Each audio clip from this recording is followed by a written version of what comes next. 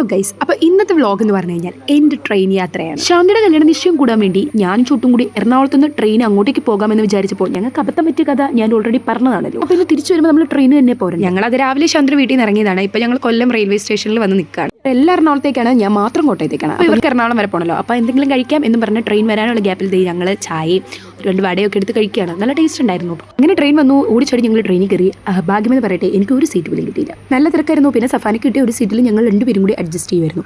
ഒരുമയുണ്ടെങ്കിൽ ഒലക്കപ്പുറത്ത് കിടക്കാൻ വന്നില്ല. അങ്ങനെ ഒലക്കപ്പുറത്ത് കിടക്കാൻ വേണ്ടി നിൽക്കുന്ന നന്ദനെയും കൂടി ഞങ്ങൾ വിളിച്ച് ഞങ്ങൾ 3 പേരും കൂടി 2 പേർക്കുള്ള സീറ്റിൽ ഇരുന്നു. അങ്ങനെ ട്രെയിൻ ഏറി തരും. പിന്നിട്ടപ്പോൾ സഫാന ഫോണിൽ പണിയൊക്കെ കഴിഞ്ഞ് കിടന്നുറങ്ങി. പക്ഷേ എനിക്ക് അങ്ങോട്ട് ഉറക്കം വരുന്നില്ല. കാരണം എനിക്ക് കോട്ടയത്താറായോ എന്നുള്ള ടെൻഷനാണ്. ഞങ്ങൾ ഈ കൂത്താട്ടുളംകാർക്ക് ട്രെയിനൊന്നും ഇല്ലാത്തതുകൊണ്ട് എനിക്കാണെങ്കിൽ ആകെ ടെൻഷനാണ്. നീ വല്ലപ്പോഴും മാത്രമല്ല ഇങ്ങനെ ട്രെയിനിൽ കയറുള്ളൂ. അപ്പോൾ ഞാൻ തന്നെ കോട്ടയം ഇറങ്ങുന്ന കാര്യമാണ് എനിക്ക് ടെൻഷൻ. ഫൈനലി കോട്ടയം എത്തി. അങ്ങനെ ഞാൻ കോട്ടയത്ത് തിക്കി ഇറങ്ങി. പിന്നെ എനിക്ക് എക്സിറ്റ് അറിയത്തില്ല. ഞാൻ പിന്നെ പോണ ഏട്ടന്മാരുടെ ഒക്കെ പുറകെ അങ്ങ് പോയി.